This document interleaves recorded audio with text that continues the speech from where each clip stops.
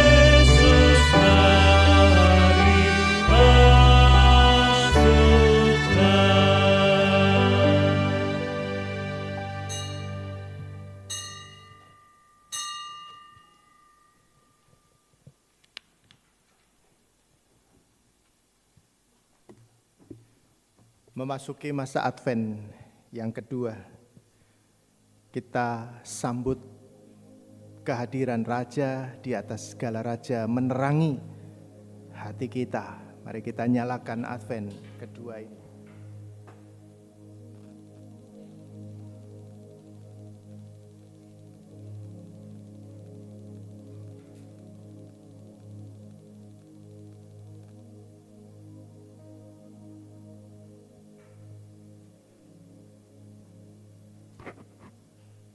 Marilah kita menghadap Tuhan Allah kita dengan segenap hati, jiwa, dan akal budi kita. Baiklah dalam hati kita masing-masing mengucapkan demikian. Ibadah Advent kedua Kita mulai dengan pengakuan bahwa pertolongan kita adalah dalam nama Allah yang menjadikan langit dan bumi, yang oleh kesetiaannya tidak pernah meninggalkan buah perbuatan tangannya.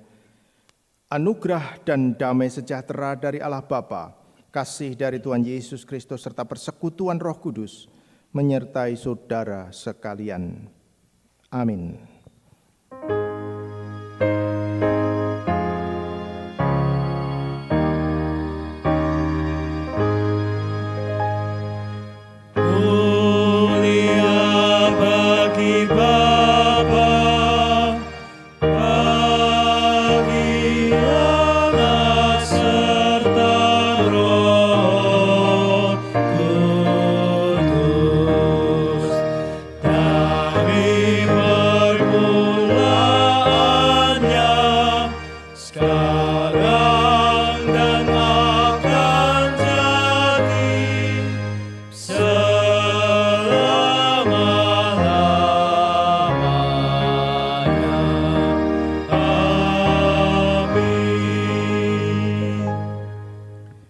Keadilan tidaklah kau sembunyikan dalam hatiku, kesetiaanmu dan keselamatan daripadamu kubicarakan. Kasihmu dan kebenaranmu tidak kudiamkan kepada jemaah yang besar. Mazmur 40 ayat 10. Amin, amin, amin. Amin.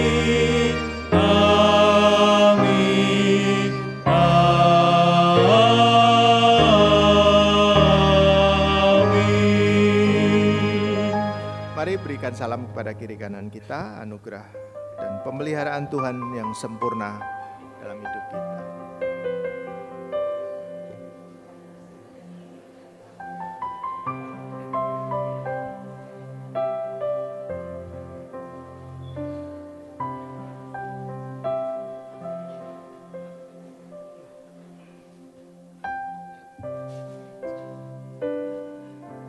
Betapa dalam kasih Allah yang tidak terbatas. Kasih Allah yang mau datang ke dunia melalui Yesus untuk penebusan dosa manusia. Kasih yang tidak bersyarat. Dan sepatutnya kita bersyukur untuk semua itu. Mari kita sembah Dia, Sang Sumber Kasih.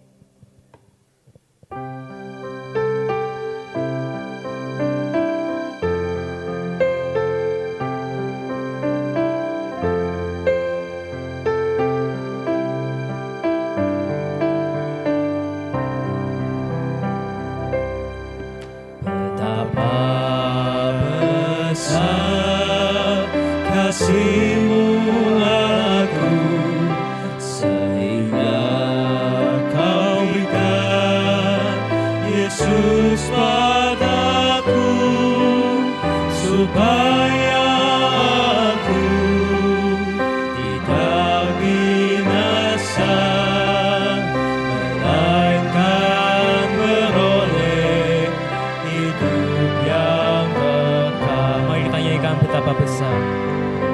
Betapa besar kasih-Mu aku, sehingga Kau berikan Yesus padaku, supaya aku tidak binasa, melainkan beroleh hidup yang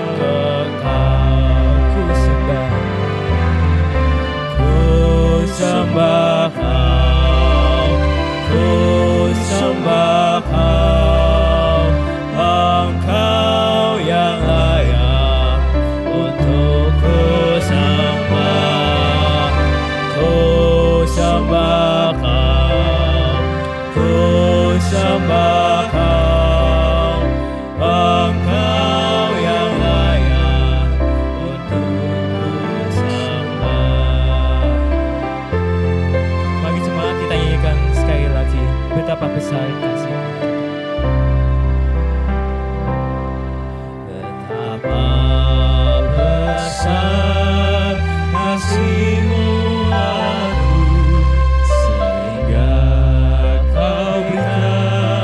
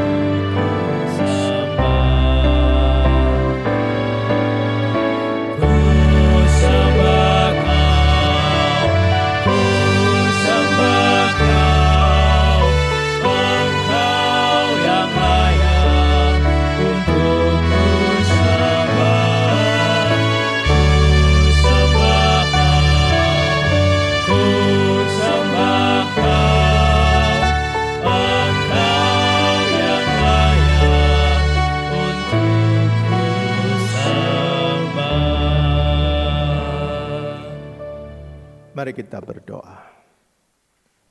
Bapa di surga, kami sungguh bersyukur kasih setia Tuhan memeliharakan kami dengan indahnya. Sukacitamu, damai sejahtera-Mu, hadir dalam penyertaan-Mu, naungan, pertolongan, dan pimpinan-Mu, dan kami boleh menikmati ibadah Sabat pada hari ini. Terima kasih Tuhan, Engkau hadir di tengah-tengah kami untuk memberkati setiap kami. Kami mau hidup kami terus berakar kuat di dalam Engkau. Kami mau setiap kami bertumbuh, kami mau setiap kami berbuah dalam kehidupan kami. Terima kasih Tuhan. Kami terus berdoa untuk setiap anak-anak-Mu yang setia memasuki ruangan ibadah ini. Tuhan terus kuduskan, terus berkati, terus topang jalan dan langkah iman kami, supaya kami setiap hari mendapatkan pembaharuan di dalam Kristus, menikmati hari-hari kami dalam kemenangan iman, karena pimpinan Roh-Mu yang kudus dan sabda-sabda-Mu yang menyapa kami memberi kekuatan. Setiap anak-anak-Mu bahkan di tempat ini tidak semua selalu kuat, sehat, dan muda, bahkan mereka sampai dengan waktu di mana mereka lanjut, bahkan di mana mereka tidak selalu sehat, mereka semua berusaha dengan giat untuk menyembah-Mu di tempat ini.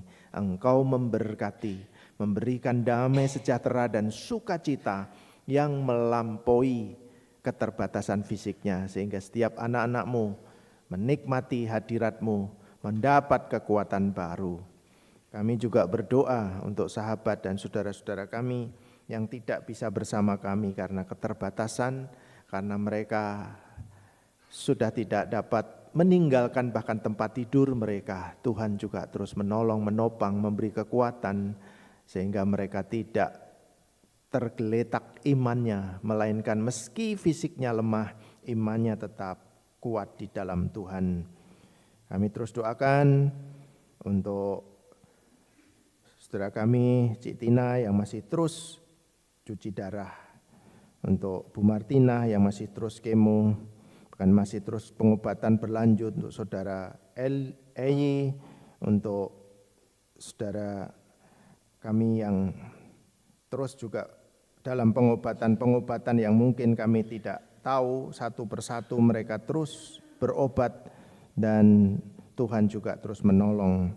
Kami bersyukur juga untuk setiap kesembuhan, pemulihan yang Tuhan lakukan untuk setiap anak-anak-Mu, juga kami syukuri. Kami berdoa untuk Pak Krisnadi, untuk Bu Verosita, untuk Si Kuisin Kui untuk Bu Komang, untuk Bu Rahel Eko, untuk Mak Eli, untuk Pak Hongwan, untuk Mak Lan Jelita, untuk Pak Timo Guna Wijaya, Mak Yok, Tante Suni, Mak Waholim, Tante Yanti, Mak Hariwati, Mak Sin Kuatnyo, Mak Tiongnyo, Cik Sin Indra Wijaya, Tante Hermin, Bapak Ibu Sinaga, Ibu Tejo, Bu Wiwi, juga untuk Mak Gatie, Koksin, dan saudara-saudara kami, bahkan yang dengan keterbatasan dicintai dan dikasihi oleh keluarganya, sehingga mereka terus dirawat secara iman. Dan gereja kami juga terus berusaha melakukan kunjungan-kunjungan yang menguatkan. Kami juga berdoa untuk Pak Agus Suyanto yang kesempatan ini mengikuti peringatan ulang tahun 105 di Jakarta. Tuhan juga memberkati perjalanannya, kegiatannya. Tuhan juga memberkati tukar mimbar PGMW yang sekarang berlangsung. Tuhan juga terus menopang, memberkati hamba-hamba-Mu yang menyampaikan firman Tuhan dan gereja-gereja yang menerimanya.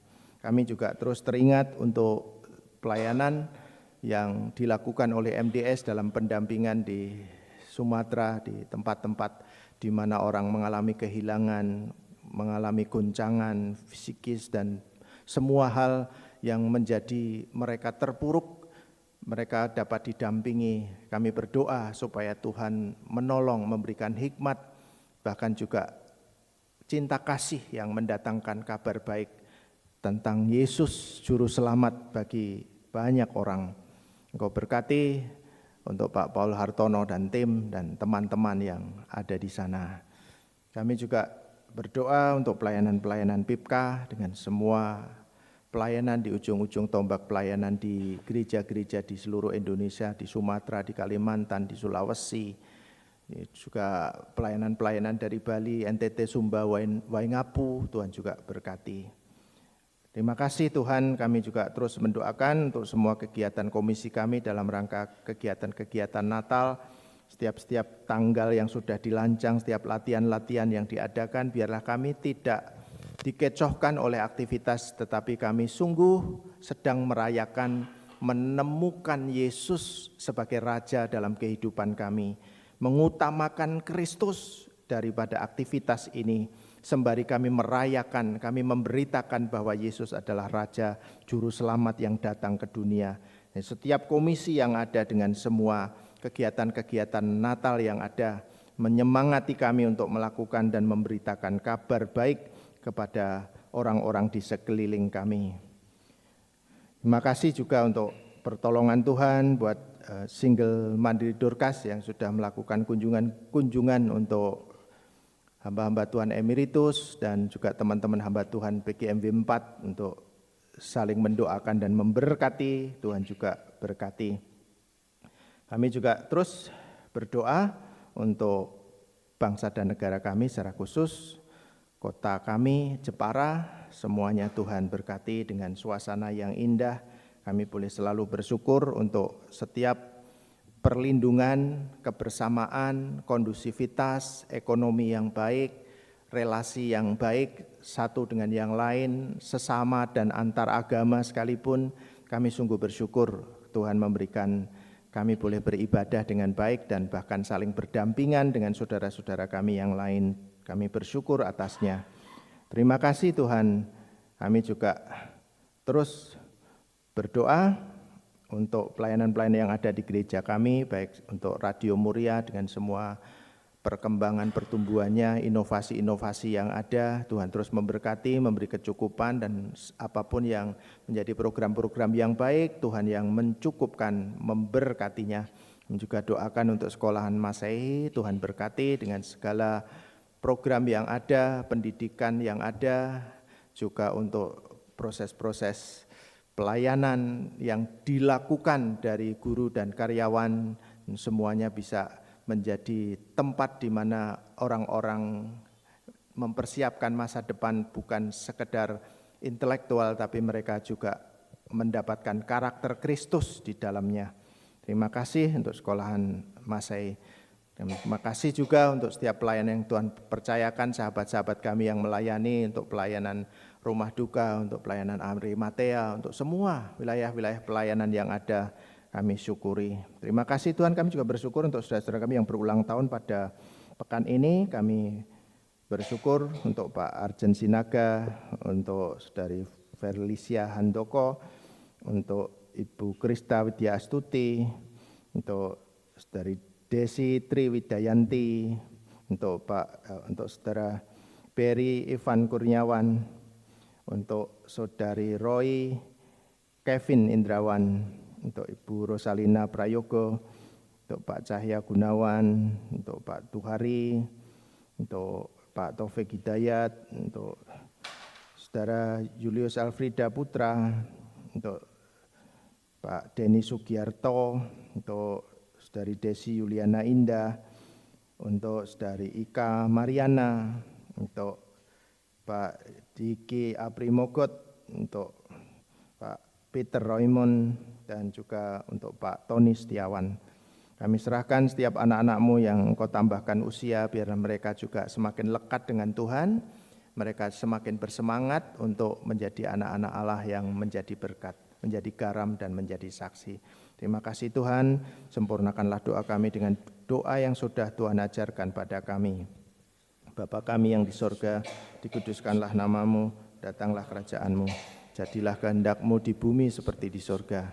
Berilah kami pada hari ini makanan kami yang secukupnya, Dan ampunilah kami akan kesalahan kami, seperti kami mengampuni orang yang bersalah pada kami.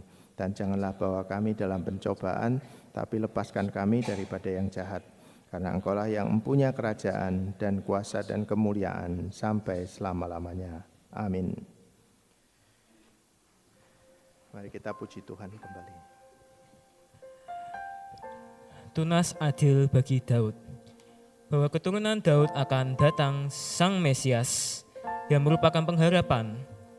Tunas baru yang menjadi pemimpin sejati dan memerintah sebagai raja yang bijaksana. Terbit sepucuk taruh.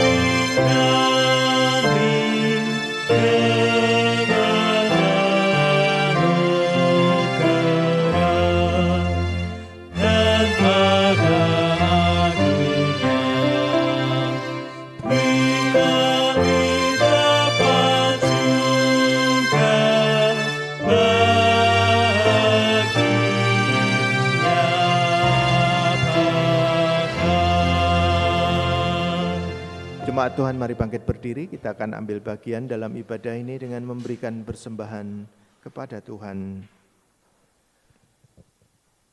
Dengarkanlah sabda Tuhan ini. Seperti ada tertulis, ia membagi-bagikan, ia memberikan kepada orang miskin kebenarannya tetap untuk selama-lamanya. Ia yang menyediakan benih bagi penabur dan roti untuk dimakan. Ia juga yang akan menyediakan benih bagi kamu dan melipat gandakannya dan menumbuhkan buah-buah kebenaran-Mu. Amin. Bapa di surga, kami sungguh bersyukur Engkau telah memberkati kami dengan limpahnya berkat jasmani dan rohani. Kami selalu menyadari bahwa apapun yang ada pada kami adalah dari Engkau. Maka Engkau jugalah yang menguduskan, menolong setiap anak-anak-Mu untuk berkarya dan bekerja.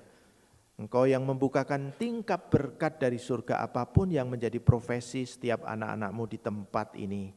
Kami selalu melihat tangan Tuhan, kami selalu melihat pertolongan Tuhan dan berkat-berkat dicurahkan. Untuk saudara-saudara kami yang mengelola uang ini, Tuhan berikan kesehatan, hikmat dan kebijaksanaan, supaya hanya nama Tuhan yang dimuliakan dan didukung oleh segenap Jemaat Tuhan, terimalah persembahan kami di dalam nama Yesus. Amin. Silakan duduk.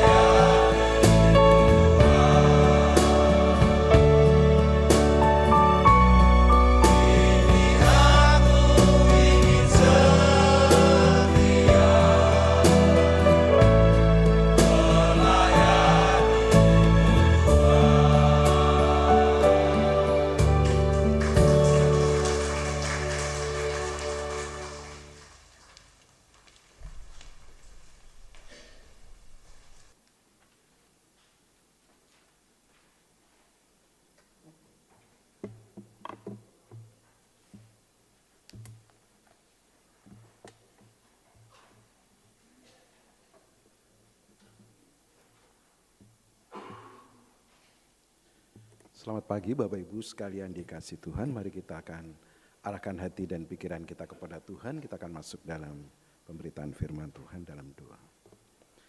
Bapa, di dalam nama Tuhan kami Yesus Kristus, kami mengucap syukur dan berterima kasih. Ada satu kesempatan yang Tuhan berikan bagi kami pagi hari ini untuk merenungkan sebagian dari kebenaran firman-Mu. Mari Bapa, mari Tuhan, mari Roh Kudus, Engkau yang turut bekerja, berkarya untuk menolong kami, memampukan kami. Apa yang akan kami renungkan, biarlah dapat kami pahami, dapat kami mengerti. Engkau yang akan mengambil alih, memfokuskan kami, supaya mata, hati, dan pikiran kami hanya tertuju kepada Engkau saja. Hamba-Mu dengan segala keterbatasannya, Engkau yang akan tambahkan hikmat, kuasa, karunia daripada Allah, supaya apa yang hamba sampaikan bukan menurut keinginan hamba-Mu, tetapi apa yang menjadi rencana Allah sendiri untuk kami sekalian. Berfirmanlah kepada kami sudah siap mendengar. Di dalam nama Tuhan kami Yesus Kristus, kami berdoa. Amin. Mari kita akan membuka firman Tuhan pagi hari ini terambil di dalam kitab Yeremia pasal yang ke-23. Yeremia pasal 23 ayat yang ke-5. Kita akan baca satu ayat ini secara bersama-sama. Yeremia pasal 23 ayat yang ke-5. Kita baca bersama-sama, 1, 2, 3. Sesungguhnya waktunya akan datang, demikianlah firman Tuhan, bahwa aku akan menumbuhkan tunas adil bagi Daud. Ia akan memerintah sebagai raja yang bijaksana dan akan melakukan keadilan dan kebenaran di negeri. Amin. Maranatha.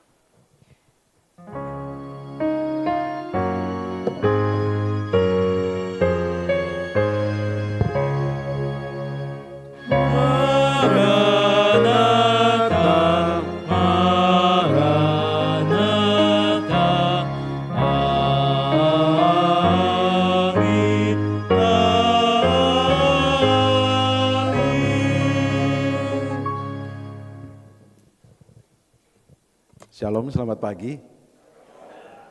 Ya, kita bersyukur, secara khusus saya berterima kasih untuk kesempatan yang diberikan lewat tukar pelayanan mimbar di akhir tahun 2025 ini, saat kita semua sedang mempersiapkan diri memasuki masa raya Natal.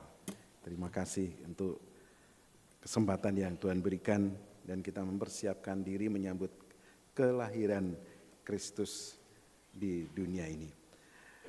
Tema yang diberikan untuk saya hari ini bukan dari sinode, jadi dari gereja kita di tempat ini, Raja Adil Bijaksana.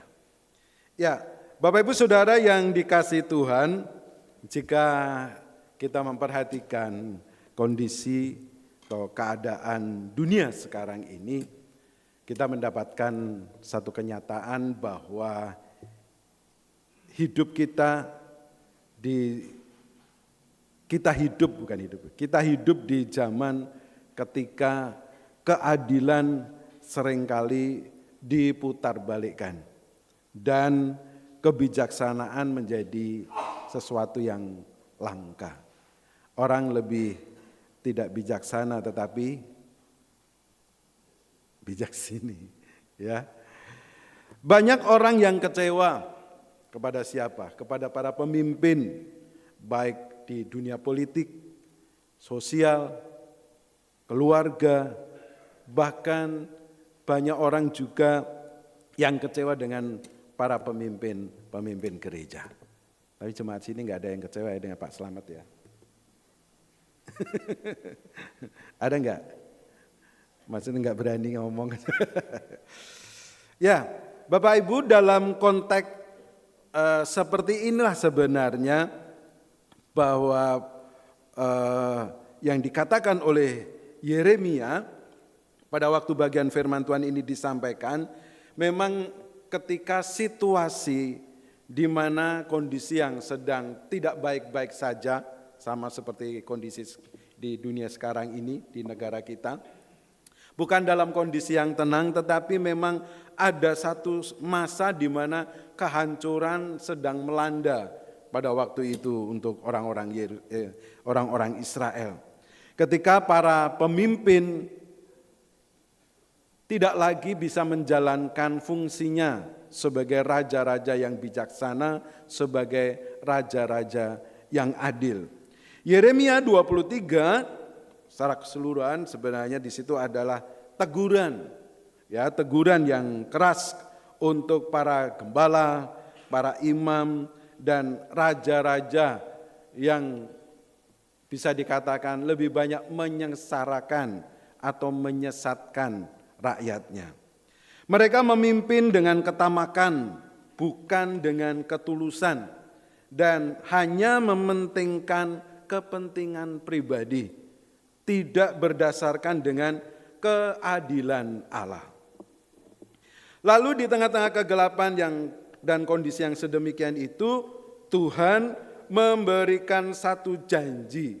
Janjinya yaitu di dalam Yeremia ini, bacaan kita di dalam ayat yang kelima, saya bacakan dalam terjemahan Alkitab yang kedua.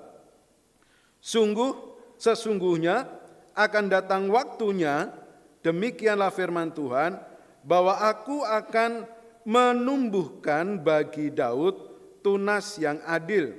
Ia akan memerintah sebagai raja yang bijaksana dan akan melakukan keadilan dan kebenaran di negeri. Bapak Ibu, dari apa yang dikatakan firman Tuhan di sini, bahwa Allah sebenarnya mau berkata bahwa ketidakadilan manusia tidak akan pernah bisa menggagalkan apa yang menjadi rencananya Tuhan. Tuhan sendiri yang akan membangkitkan raja yang adil dan bijaksana. Nah, karena itu kita bertanya, siapa raja yang adil dan bijaksana itu? Saya percaya kita jawabannya sudah tahu ya. Sudah tahu kan? Siapa raja yang bijaksana dan adil? Tuhan Yesus, selesailah khotbah kita. Sudah tahu. Ya. Melalui bacaan kita akan melihat ada 3 karakter yang dimiliki oleh raja yang adil dan bijaksana. Siapa yang dimaksud raja yang adil dan bijaksana?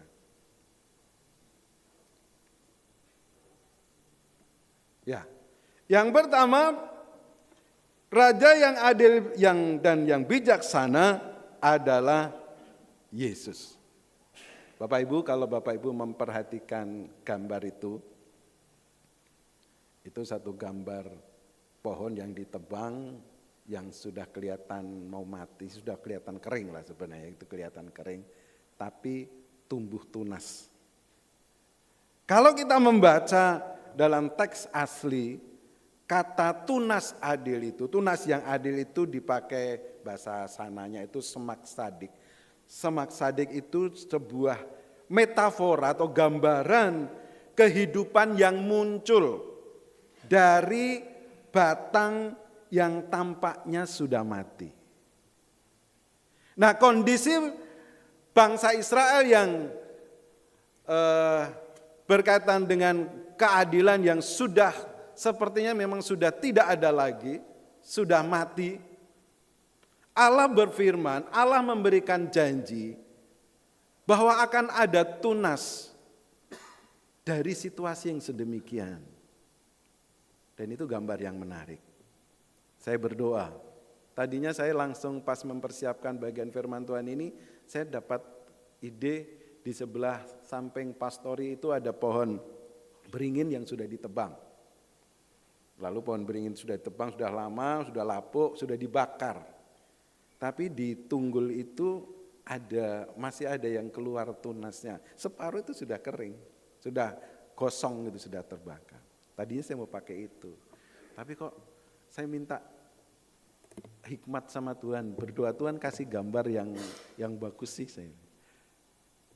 Lalu saya scroll di Google, cari gambar, kasih itu. Batang yang, saya percaya kalau tunasnya itu tidak ada, kita pasti setuju pohon itu sudah mati. Betul ya?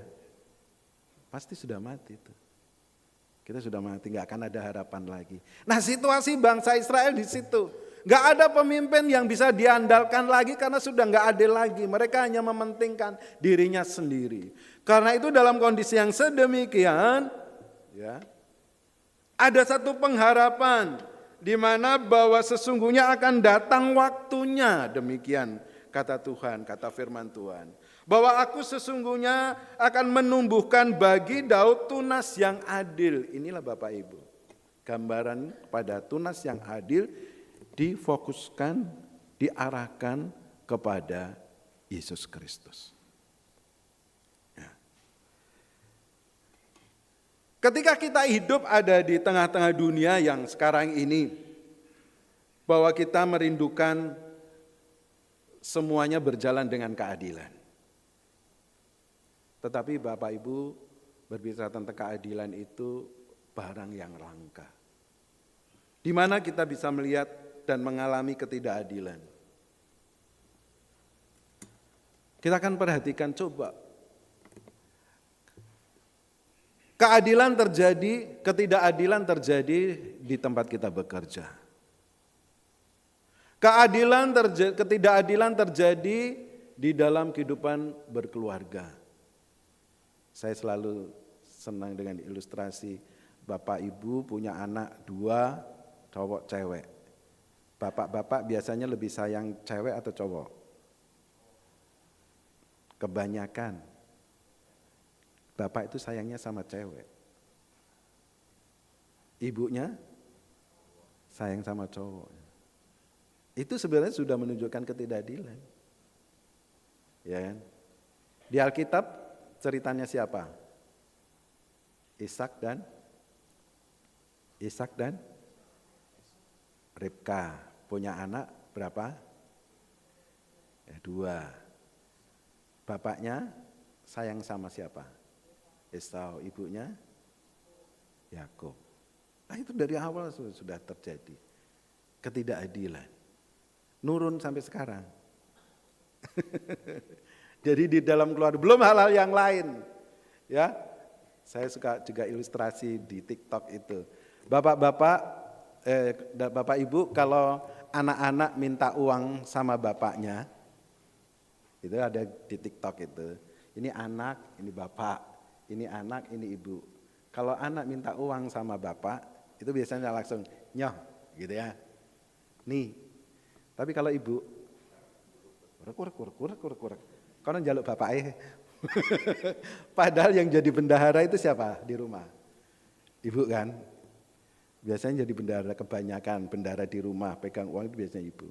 Tapi ketika anaknya minta, muter sana, muter sini, dengan omongan macam-macam, sudah itu enggak keluar uangnya, sanalah minta bapakmu.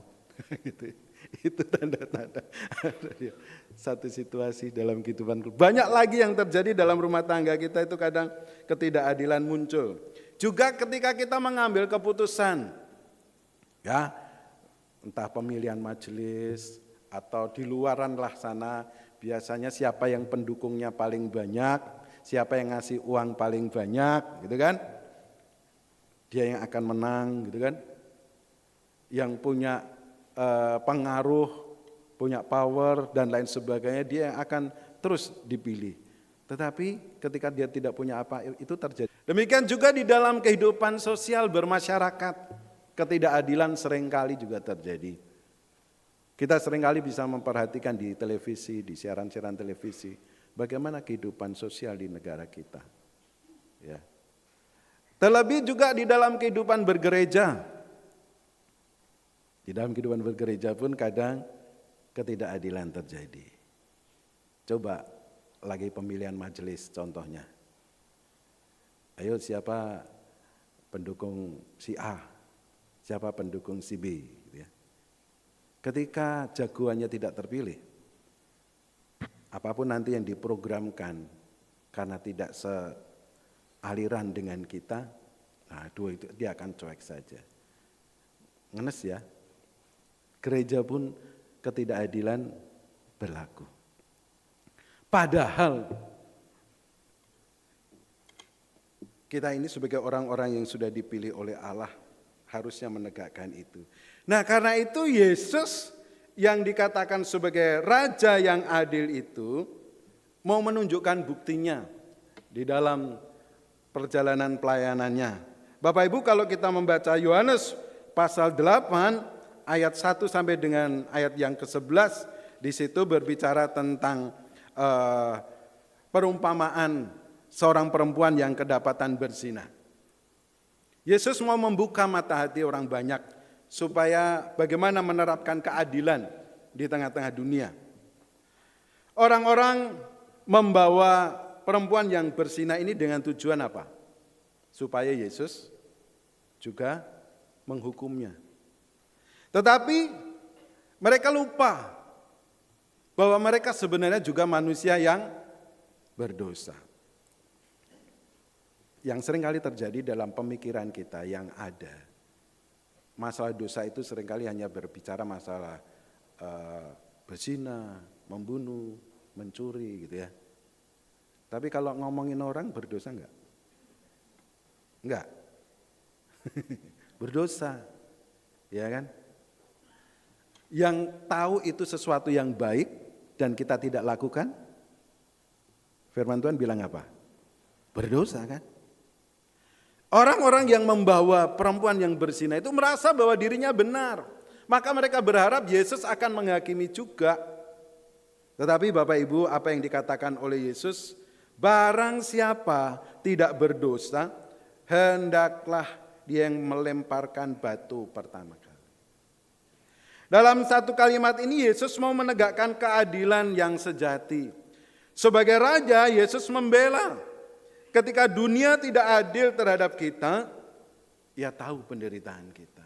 Maka kita bisa melihat di situ bagaimana keputusan yang Yesus berikan di tengah ketidakadilan yang dihadapi oleh perempuan yang ketahuan berzina itu. Bagaimana ia mau membela yang tertindas, yang lemah. Perempuan yang berzina ini, Yesus bela. Bagaimana ketika dia menjatuhkan hukuman atau berbicara kepada orang-orang itu, mau membuka matanya, supaya ketika mau menghakimi orang lain, lihat dulu siapa dirinya.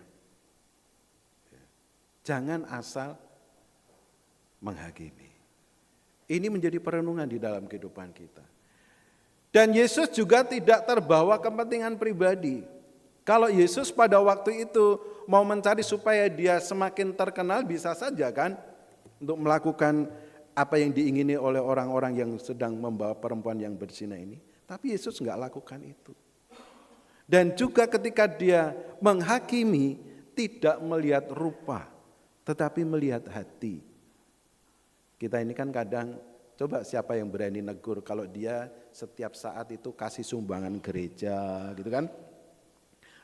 Dia pokoknya aktif lah di gereja, luar biasa lah. Lalu dia melakukan pelanggaran. Kira-kira tata dasar dibuka enggak? Gimana Pak Slamet? Tata dasar dibuka enggak? Enggak ada yang berani nyentuh, betul kan? Tapi coba, kalau orang itu enggak ada apa-apanya di gereja pun, ya kadang ya, kadang tidak gitu kan.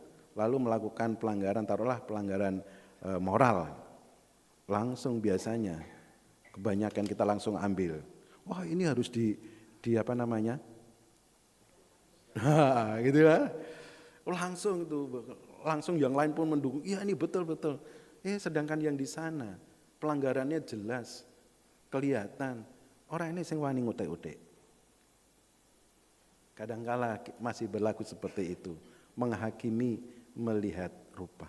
Tapi Yesus tidak. Inilah bukti bahwa dia sebagai raja yang adil, raja yang luar biasa, yang dinubuatkan oleh kitab Yeremia. Kemudian yang kedua, Yesus raja yang bijaksana. Bapak Ibu Saudara yang dikasihi Tuhan, kita juga ngelihat di dalam Matius pasal 22 ayat 15 sampai 22 2 itu berbicara ketika orang-orang Farisi bertanya kepada Yesus, boleh enggak membayar pajak kepada kaisar? Ini sebenarnya jebakan untuk Yesus. Jika Yesus menjawab boleh, maka dia akan dianggap mendukung penjajahan Roma. Tetapi kalau Yesus menjawab tidak boleh membayar pajak kepada kaisar, ia dianggap memberontak. Tetapi yang luar biasanya untuk menunjukkan kebijaksanaannya bahwa Yesus itu adalah raja yang bijaksana, jawaban Yesus adalah berikan kepada kaisar apa yang menjadi milik kaisar dan kepada Allah apa yang menjadi milik Allah. Tidak gampang loh Bapak Ibu memberikan jawaban dan keputusan itu kalau tidak memiliki karakter hidup yang bijaksana. Ya. Apalagi itu jebakan. Lalu kebijakan Yesus di dalam kehidupan kita, apa yang bisa kita lihat dalam keseharian kita Bapak Ibu? Kita lihat ketika dia mengajarkan tentang otoritas. Dalam bagian Matius 22 ayat 15 dan 22 tadi. Ketika dia menjawab setiap perangkap dengan bijaksana. Ketika dia membuka mata para muridnya, membimbing para muridnya supaya ketika menghadapi persoalan itu enggak gerusa-gerusu. Biasanya kita itu kalau mengambil keputusan secara gerusa-gerusu, hasilnya itu tidak menyenangkan. Kita minta hikmat dulu, minta kebijaksanaan dulu sama Tuhan. Karena kalau kita mengambil keputusannya itu dengan gerusa-gerusu, dengan apalagi dengan emosi, bisa saja yang terjadi adalah perpecahan. Tetapi ketika kita minta hikmat sama Tuhan, saya percaya setiap keputusan-keputusan yang diambil itu membawa damai sejahtera. Nah, kita akan perhatikan di dalam keseharian kita, apa yang bisa kita lihat yang dilakukan oleh Yesus sebagai Raja yang bijaksana. Ketika kita di dalam kebingungan, dia memberikan jalan keluar. Lagu yang sering kita nyanyikan, dia buka jalan saat tiada jalan. Ketika kita sudah enggak tahu mau kemana, bingung mau kemana, jadikan Yesus sebagai pegawai PU. Tahu ya, dia yang buka jalan kan pegawai PU. Jadikan Tuhan sebagai Raja di dalam kehidupan kita yang akan membukakan jalan ketika kita ada di dalam kebingungan. Ketika kita ada di dalam kebimbangan, Dia pun akan memberikan hikmat. Supaya kita enggak ragu lagi.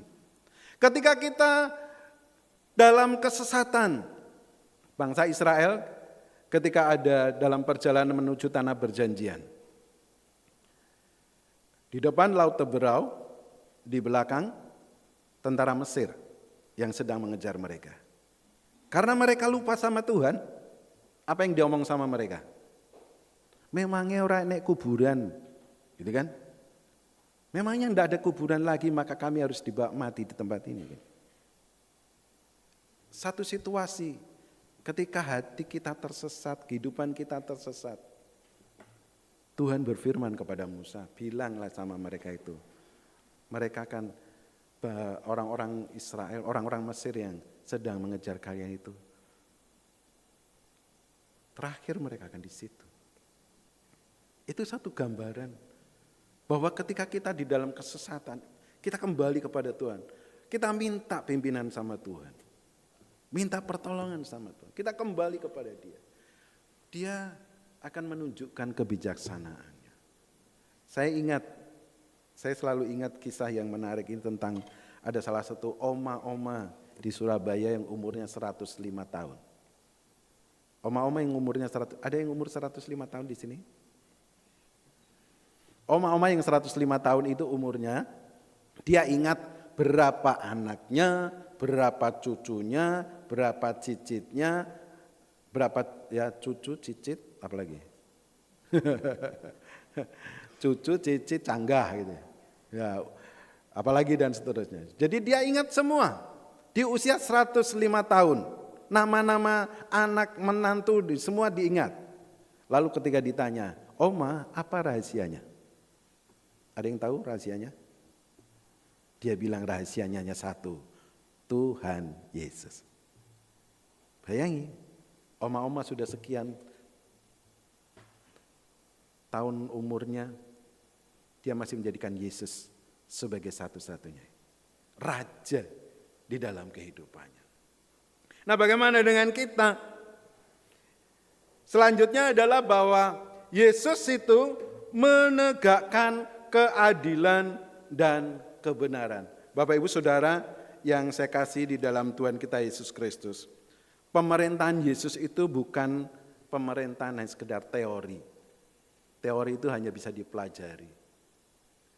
Tetapi Yesus menunjukkan pemerintahannya itu dalam kehidupan yang nyata.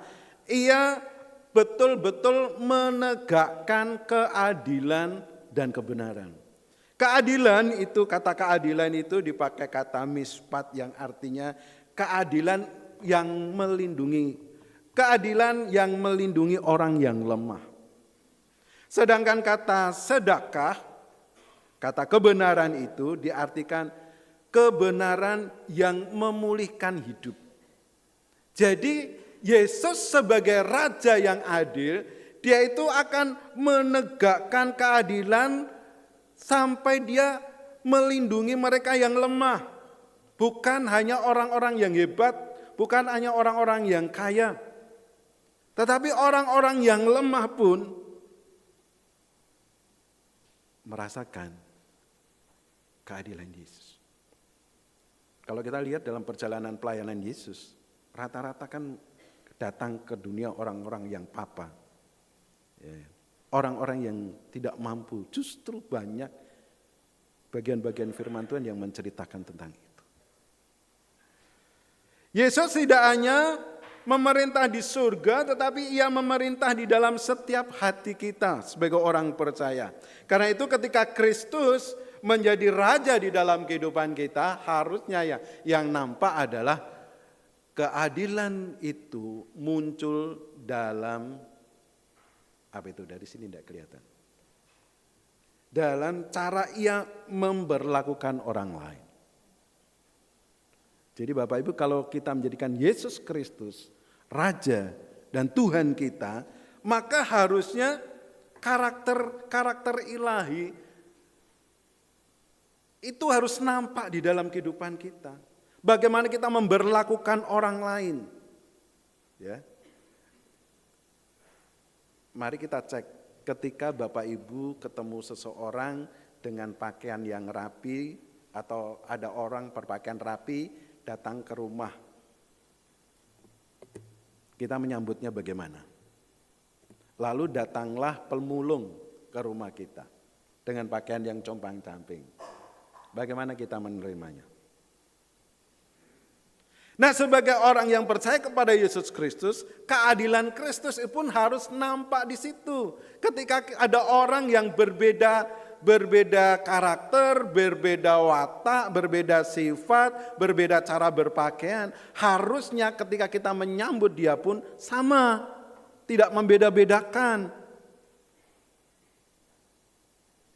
Demikian juga kebenaran di dalam kehidupan kita pun harus kelihatan bahwa kita ini sebagai orang-orang yang memberikan Yesus tempat di hati dan kehidupan kita, maka kebenaran Kristus itu pun harus nampak di dalam kehidupan kita. Kalau Bapak Ibu menjadikan Yesus Kristus itu raja di dalam kehidupan kita, maka sikap hidup kita pun menunjukkan kebenaran yang sejati, bukan kebenaran yang dibuat-buat.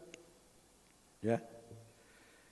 Demikian juga hikmat Tuhan terpancar dalam setiap kita mengambil keputusan. Ketika mengambil keputusan karena sekalipun situasi tidak menyenangkan, kita harus berani menegakkan.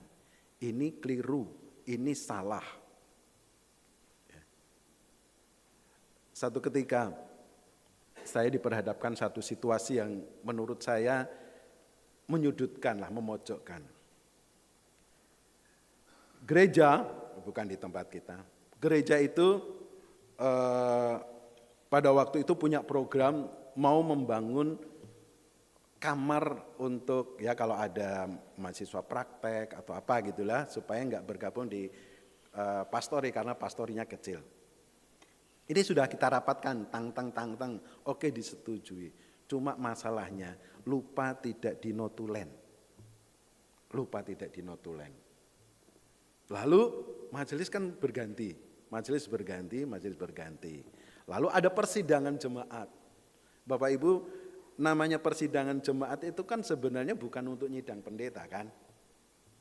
Bukan untuk nyidang ini keliru, ini salah, bukan. Tetapi apa yang diputuskan oleh gereja dengan program selama 1 tahun ke depan kan gitu. Tetapi yang waktu itu yang terjadi adalah ini, saya disidang. Saya disidang. Jadi bahwa pondasi yang ada di samping pastori itu di luar dari keputusan majelis. Saya yang merasa dipojokkan seperti itu ya saya bilang, saya masih ingat majelisnya pada waktu ini gitu kan. Tetapi Bapak Ibu apa yang terjadi? Aku tek lali. Gitu ya. Jawaban majelis saya enak, aku tek lali yo. Pernah enggak ya? Itu Bapak. Karena yang mengusulkan yang berbicara itu orang yang enggak senang dengan saya, apa yang dibilang ke saya? Pendeta omongannya raiso digugu. Iku paling renungan di bawah pohon apa gitu saya dulu. Di bawah renungan apa? Bayangkan. Tapi karena saya mau belajar, enggak apa-apalah. Inilah ketika saya mengambil keputusan melayani Tuhan, sekalipun nanti diperhadapkan dalam situasi yang tidak menyenangkan. Keputusan ini harus saya katakan bahwa pada waktu itu sudah diputuskan oleh majelis tetapi tidak ada notulen. Sekalipun saya tetap sampai hari ini tidak dipercaya berkaitan dengan fondasi itu. Ya. Tapi saya tidak merasa tapi saya percayalah Tuhan yang lebih tahu. Karena saya mau belajar sebagai hamba Tuhan, mau belajar jujur. Ya, karena kalau enggak jujur itu justru akan bahaya untuk diri saya. Ya kan? Jujur itu mujur ya. Iya, saya belajar untuk jujur. Sekalipun pada waktu saya harus berbicara, saya tidak disenangi, saya tidak disukai. Tapi kalau kita menjadikan Yesus Kristus itu di dalam kehidupan kita, keadilan dan kebenaran itu harus nampak. Jangan ragu-ragu Bapak Ibu. Ketika mungkin orang lain tidak berpihak kepada kita, tetapi kalau itu kebenaran, kita tegakkan. Jangan takut, kalau orang lain tidak suka sama kita, enggak apa-apa. Lebih baik tidak disukai manusia daripada tidak disukai Tuhan. Betul enggak? Memang kalau bisa ya disukai manusia dan disukai Tuhan. Tapi kadang-kala kan kita diperhadapkan dalam situasi seperti itu. Kadang-kala kita diperhadapkan dalam situasi yang ya bagi kita sesuatu yang tidak enak, tetapi terimalah itu dengan sukacita, sekalipun berat. Nah dari sini mari kita akan memperhatikan bagaimana tanggung jawab kita di tengah-tengah dunia, aplikasinya untuk kita. Saya mengajak kepada kita biarlah pemerintahan Kristus itu sebagai raja di dalam Kristus akan memerintah sebagai raja di dalam kehidupan kita. Banyak orang yang percaya bahwa Yesus sebagai Tuhan dan Juru Selamat, tetapi tidak menjadikan Dia sebagai Raja. Karena yang bertahta bukan Yesus, bukan Roh Kudus, tetapi yang bertahta adalah keakuan, ego kita. Hiduplah sebagai wakil Raja yang adil di dunia yang penuh dengan ketidakadilan. Kita dipanggil untuk mewujudkan keadilan di tengah-tengah dunia. Kalau orang percaya, orang Kristen dimanapun tidak menunjukkan keadilannya, percuma datang ke gereja, percuma beribadah. Ya untuk apa? Kalau kita tidak bisa membawa keadilan di tengah-tengah dunia. Ini tantangan untuk kita.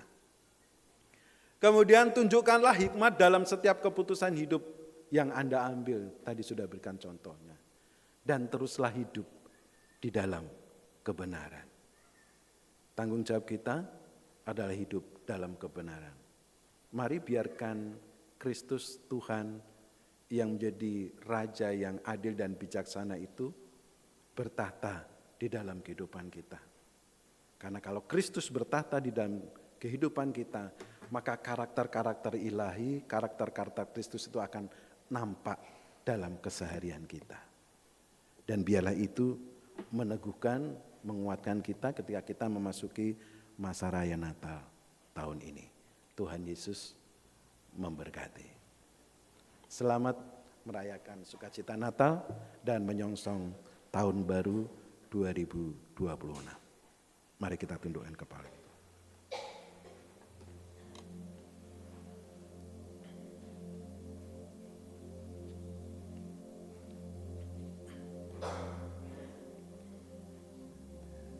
Kami bersyukur dan berterima kasih Tuhan. Engkau mau hadir di tengah-tengah dunia yang penuh dengan ketidakadilan.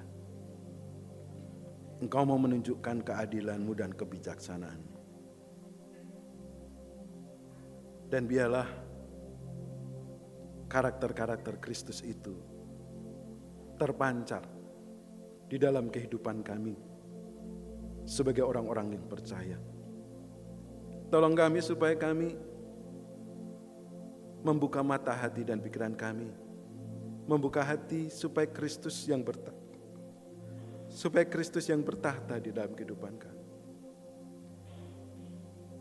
Sehingga ketika kami menjalani hari kehidupan yang ada,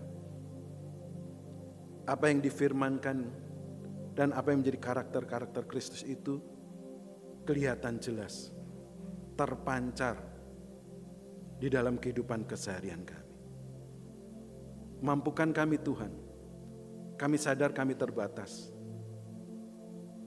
Kami memerlukan Engkau. Kami memerlukan Roh Kudus, supaya kami boleh terus bisa berjalan dalam kehidupan yang Tuhan inginkan. Berjalan dalam kebenaran. Tidak mudah membawa keadilan di tengah-tengah dunia.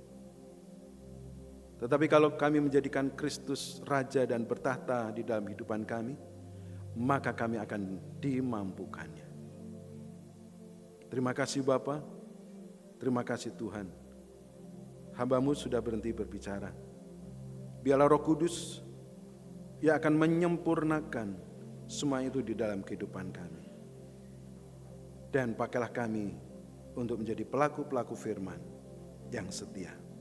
Di dalam nama Tuhan kami Yesus Kristus, kami berdoa. Amin.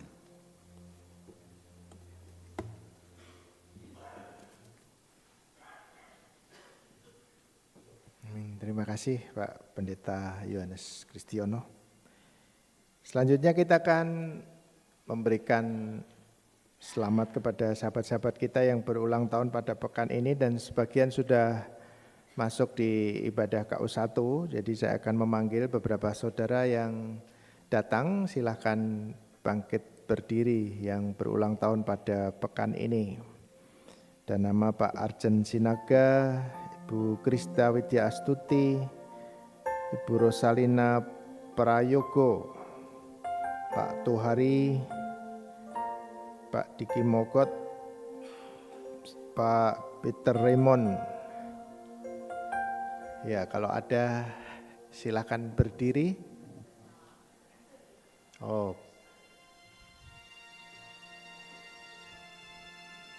Pak.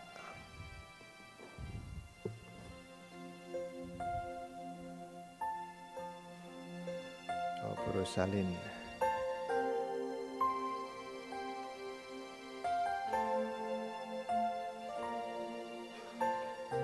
Oke, sudah.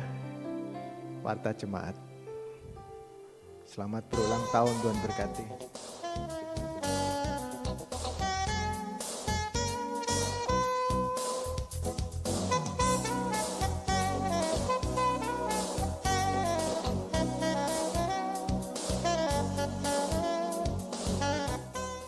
Shalom, selamat pagi jemaat dan simpatisan GKMI Jepara. Berikut ini warta jemaat GKMI Jepara, Advent kedua, Minggu 7 Desember 2025. Majelis dan jemaat GKMI Jepara mengucapkan terima kasih kepada Pendeta Yohanes Kristiono yang telah melayani pemberitaan firman Tuhan di GKMI Jepara. Tuhan Yesus memberkati.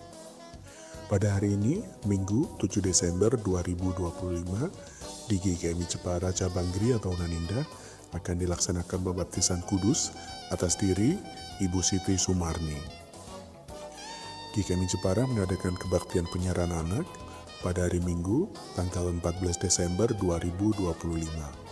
Dalam kebaktian umum yang kedua, jemaat yang ingin menyerahkan anaknya kepada Tuhan dapat mendaftar di kantor TU Gereja. Mengundang anggota wanita single mandiri Dorcas untuk hadir dalam Natal Bina Wanita Single Mandiri Dorcas pada hari Rabu, tanggal 10 Desember 2025, pukul 5 sore di gereja. Mengundang jemaat dan simpatisan usia senior dan kaum pria GKMI Jepara untuk hadir dalam Natal bersama Komisi Senior Ebenezer dan Pria Maranatha pada hari Jumat, tanggal 12 Desember 2025, pukul 5 sore di gereja. Dalam rangka Natal tahun 2025, Panitia Natal GKMI Jepara mengadakan aksi sosial pengobatan gratis pada hari Minggu, tanggal 14 Desember 2025, pukul 10.30 di Balai Pengobatan Kasih.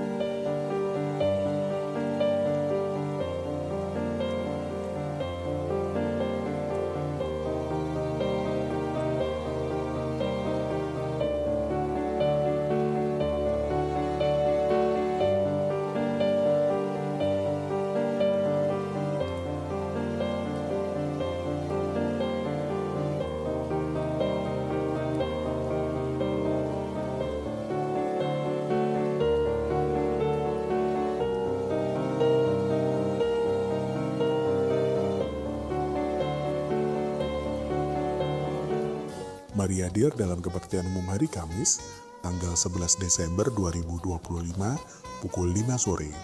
Firman Tuhan dilayani oleh Ibu Dewi Suyanto dengan tema Raja bagi Kaum Wanita.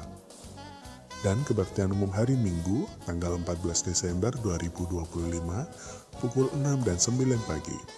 Firman Tuhan dilayani oleh Pendeta Slamet Widodo dengan tema Raja Damai Sejahtera. Sekian warta jemaat hari ini. Warta selengkapnya dapat dibaca dalam warta cetak. Tuhan Yesus memberkati.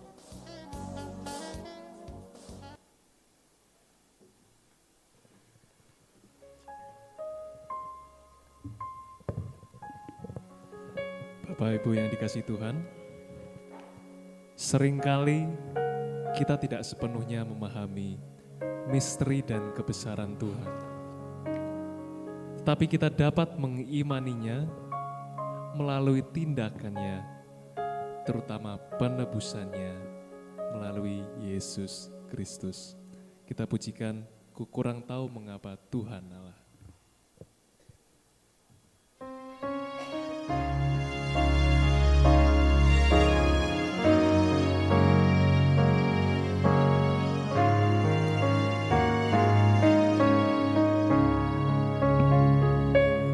Kurang tahu mengapa Tuhan Allah turun menghampiri manusia.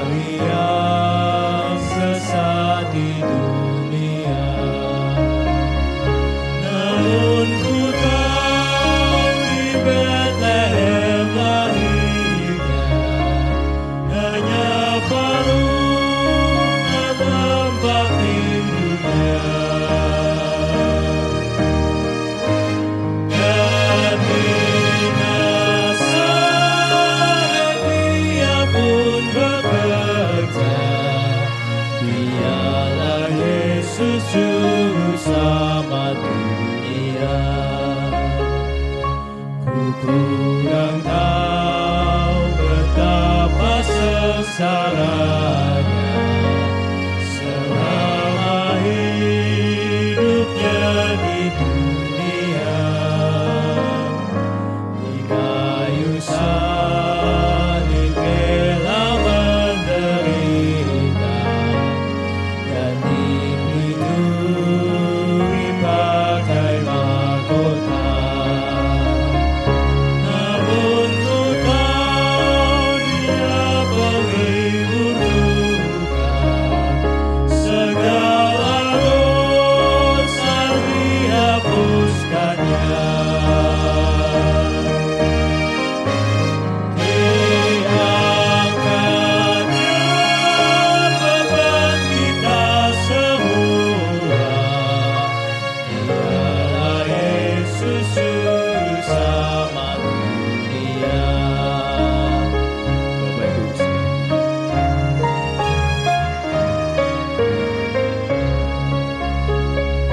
Ku kurang tahu caranya bagaimana segala bangsa menangkannya. Baik orang timur maupun barat juga bersama-sama dibuatkannya. Namun ku tahu kelak kemuliaannya akan dipandang yang manusia. Maka bersinarkan bakarkan surga, cahaya Yesus Juru Selamat dunia. Sebagai jemaat Kristen yang ingin meladani Kristus, mari kita ikrarkan komitmen kemuridan. Kami bersaksi bahwa tidak seorang pun dapat sungguh-sungguh mengenal Kristus kecuali ia yang mengikutinya setiap hari dalam kehidupan. Bersama dengan gereja Tuhan di segala tempat dan abad, mari kita ikrarkan pengakuan iman rasuli kita. Aku percaya kepada Allah, Bapa yang Maha Kuasa, Khalik langit dan bumi, dan kepada Yesus Kristus anaknya yang tunggal Tuhan kita, yang dikandung daripada Roh Kudus, lahir dari anak darah Maria, yang menderita sengsara di bawah pemerintahan Pontius Pilatus, disalibkan, mati dan dikuburkan, turun ke alam maut. Pada hari yang ketiga bangkit pula dari antara orang mati, naik ke surga, duduk di sebelah kanan Allah, Bapa yang Maha Kuasa. Dan dari sana ia akan datang kembali untuk menghakimi orang yang hidup dan yang mati. Aku percaya kepada Roh Kudus, gereja yang kudus dan am, persekutuan orang kudus, pengampunan dosa, kebangkitan orang mati dan hidup yang kekal.